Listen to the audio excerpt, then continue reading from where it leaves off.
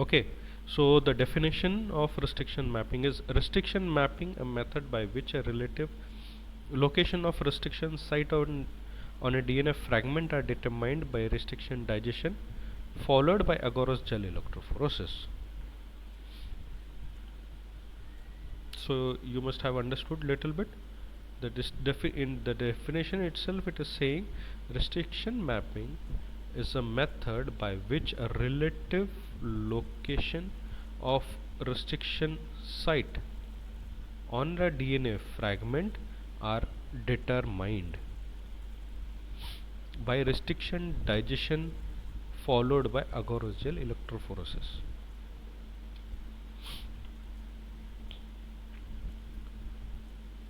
So if we don't do agarose gel electrophoresis, then we will not be able to find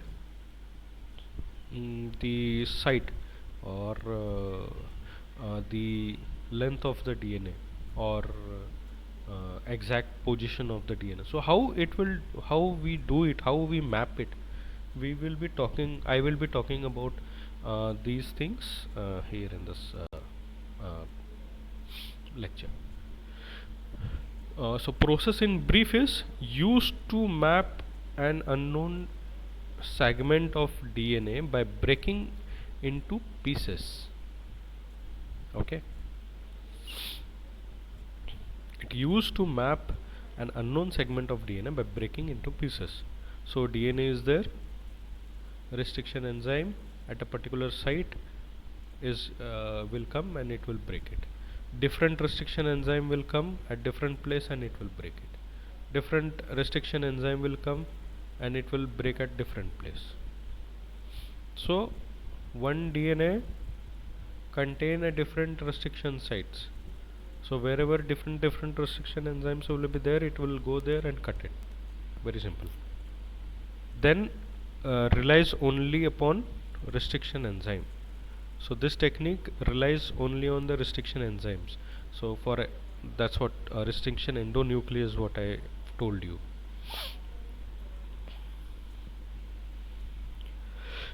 And then afterward examined using gel pulse filled gel electrophoresis, PFGE. Okay, it is very simple technique where we give electricity on the in the electrophoresis chamber, and then the DNA will get separated. So what is the principle about behind this experiment or restriction mapping? So negatively charged DNA molecules are separated on the agarose gel electrophoresis. So as we know that we are giving negative and positive electrodes to the electrophoretic chamber, and as DNA is charged negative, so it will attract positive, so it will go towards positive, and positive is present at below. So here positive will be there and here negative will be there. Okay, and DNA will flow or move in this manner, in this direction. And also it will get separated because of their molecular weight. If the molecular weight is very low, it will separate fast. If the molecular weight is high, it will separate slow. So if high molecular weight DNA is there, it will be near to that well. If the DNA portion or size is small or molecular weight is low, then it will be more away from that well. The position of DNA, so this one is very simple. The position of DNA in the agarose gel is visualized by staining the gel with low concentration of a fluorescent intercalating dye like ethidium bromide.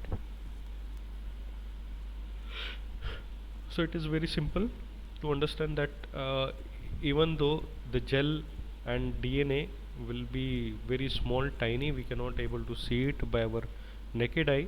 So what we do, we attach those DNA with the ethidium bromide, that is a dye, and it will glow in presence of UV light. So when you provide UV light to that gel dog, inside the gel dog we will be able to see it clearly where these DNA is passed, or where it located in the gel. Okay, so smaller molecules move fast and migrate faster than the larger. Okay, everything what I've told, it is same, one and the same. It's repeating. So this method is frequently performed to determine the size of unknown DNA. Okay, the standard curve can be obtained. Okay, once you have the uh, separated DNA in the uh, electrophoresis, a standard curve you can prepare by plotting the molecular size. If this is 10, this is 15, this is 20, then you will get a standard curve like this: 10, 15, 20, something like this.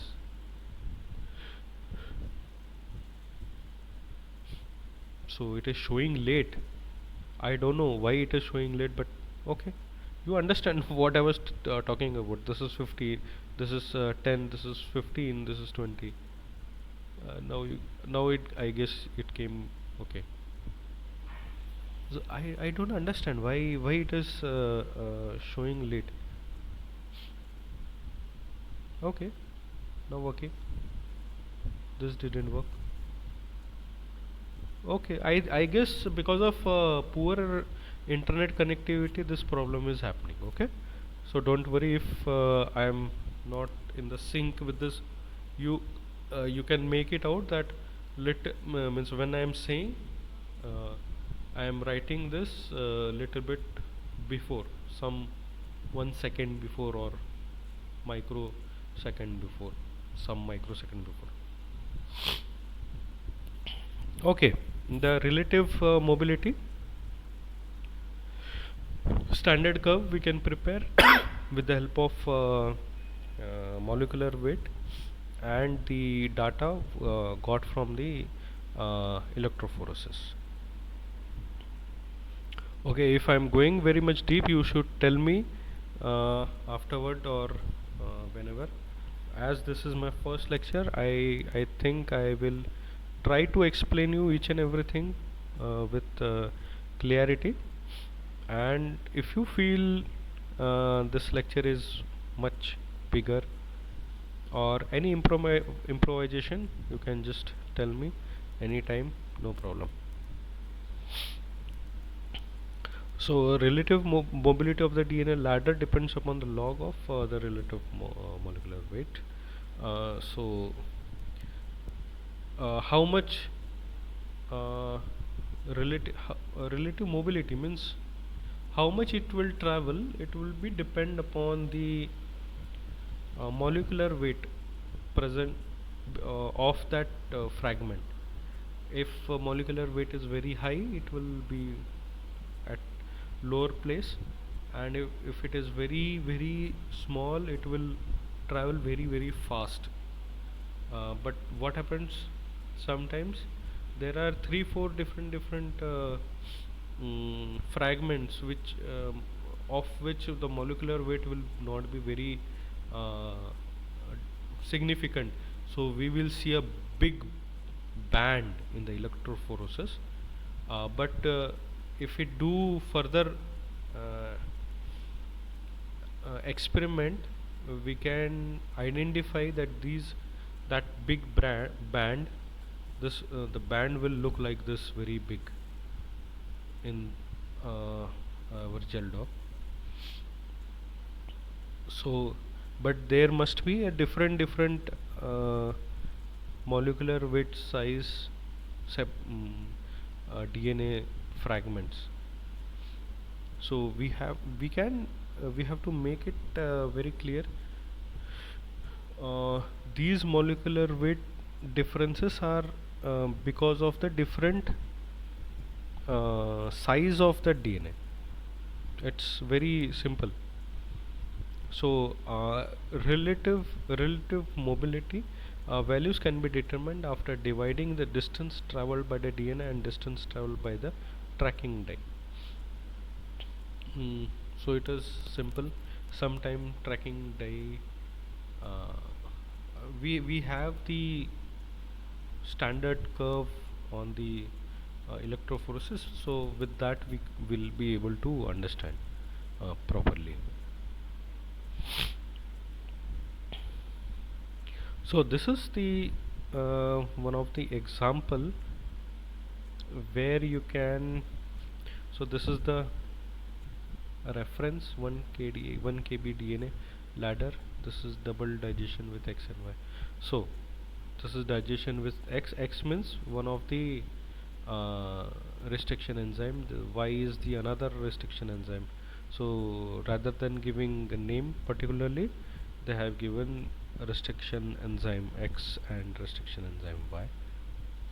You have to understand there are two different kind of restriction enzyme here for this particular experiment, and that's why X is one of the kind, Y is another kind of. So this is the reference, and in this reference we can able to see it 6 kb. What is kb? Kilo base pairs. 6 kilo base pair, 3 kilo base pair, 1 kilo base pair, 500 base pair, 250 base pair. So it is a high molecular weight, this is low molecular weight.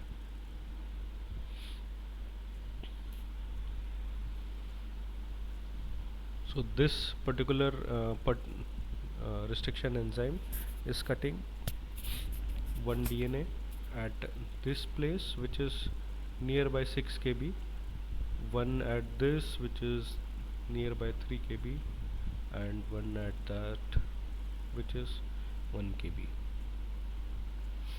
So total I guess 6 plus 3 plus 1, 10 kb DNA will be there. So if we add this molecular weight, then we will able to know how much big our DNA would be.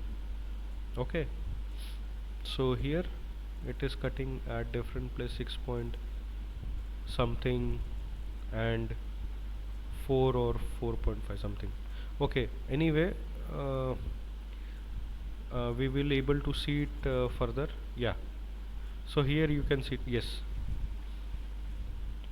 after restriction enzyme digest with X, the size of the fragments are 6, 3 and 1, where after restriction digestion with Y, the size of fragments are 5.5, 4.5, which is also, if we add, if we sum this X, it will come to 10, this will also come to 10, and if we restrict with both X and Y, we are getting a different fragments, that is 4, 2.5, 2, 1 and 0.5, which is also equivalent to 10 kb. So anyway, yeah, see here with the above data, the restriction mapping of the plasmid can be done by the following way. First, draw a circle. So I have drawn the circle. So this is our this is for the circular DNA. Add up the fragments from each of the restriction enzyme. So everything is coming to 10 kb. As I said before, put the first site at the clock 12 o'clock position. So I put one position and put in the remaining restriction enzyme X site according to their size. So 6 kb will be, now this is I know this is 10 kb completely is 10 kb, so 6 would come most probably here, and then 3 would come here, and this, so this is 6, this is 3 and this is 1. So it could be, means this 6 could be here also. So if I shift 6 here, then it will be 3 here, so I will remove this,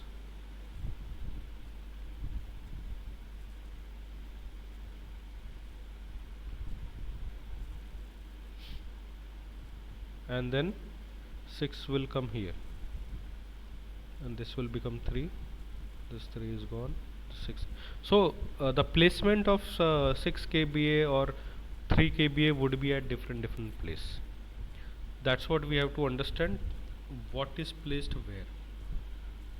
So yeah, see here, 3 kb kb is here, 6 kb is here, 1 kb is here. So it can be at different place.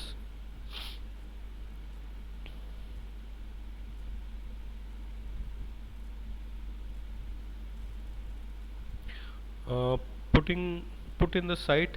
So we did for x, we can do it for y also, same thing, and we can do it for x and y both, and then final restriction map we will be able to see like this.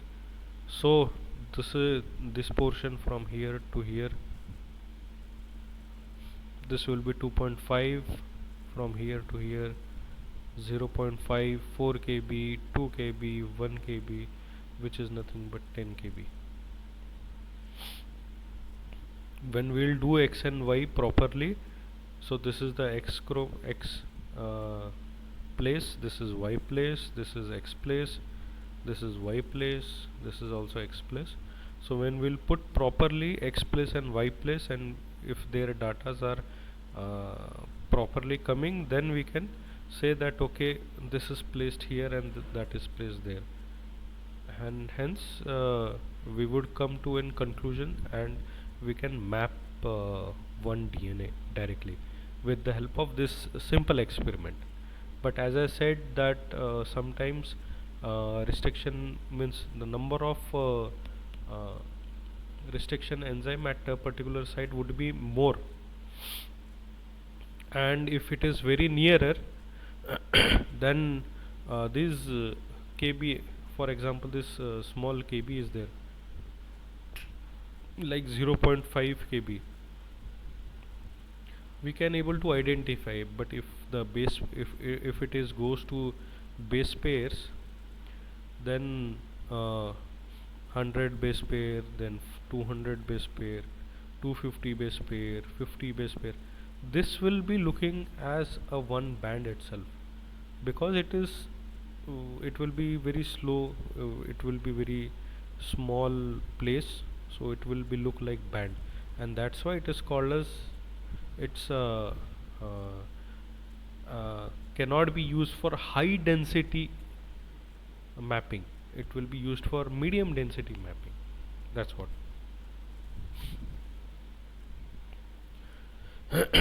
So review the steps involving in a restriction enzyme. So here first what we did, preparation of DNA of restriction analysis, restriction digestion of DNA, separation of restriction DNA, collecting data, and construction of restriction map. Very simple. First we prepare DNA for restriction analysis. So our DNA is now ready. We added DNA enzyme, restriction enzyme of for that particular DNA. Restriction enzyme did its part, so this step is completed. Then as we know that we have to do electrophoresis, so separation will be done. So here electrophoresis will be done. So in electrophoresis separation we will able to see it. Then we have to collect the data, so how much KDA or X how much it has cut, and Y how much it has cut. By collecting data we can put in a particular manner, and we will be able to get the construction of the restriction map. Okay, so we'll able to find that which restriction site is present where, and all other datas. So this is one of the example. Hint 3, this is the marker. Hint 3 is one of the restriction enzyme, and BAM-HI is one of the H1. BAM-H1 is one of the restriction enzyme. So as we can see, this is X. For example, I am saying this can be X, this can be Y, and this is X plus Y. So when we do all this thing, we get the data. We know this collection, we have collected the data, and then we have put on the DNA itself, and we got the proper places: 1.8, 2.8, 3, 4, how much. Okay, so each things has advantage and disadvantage. We now till now we were talking about advantage, or I can say the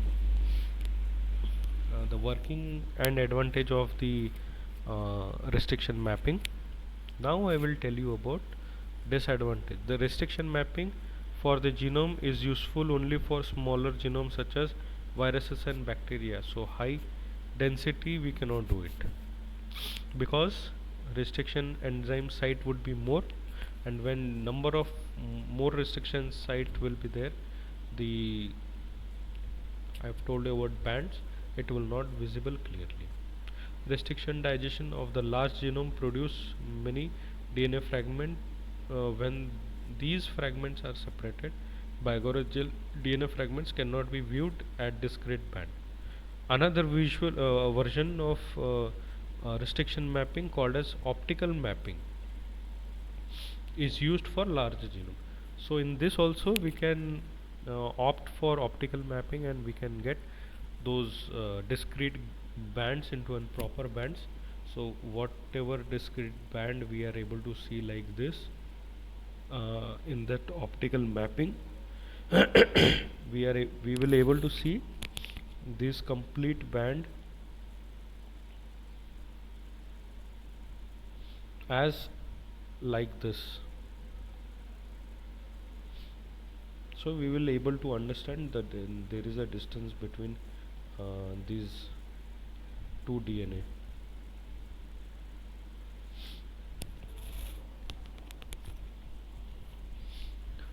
Here are some of the references for you, so you can visit those places, and then you will able to understand more. And thank you.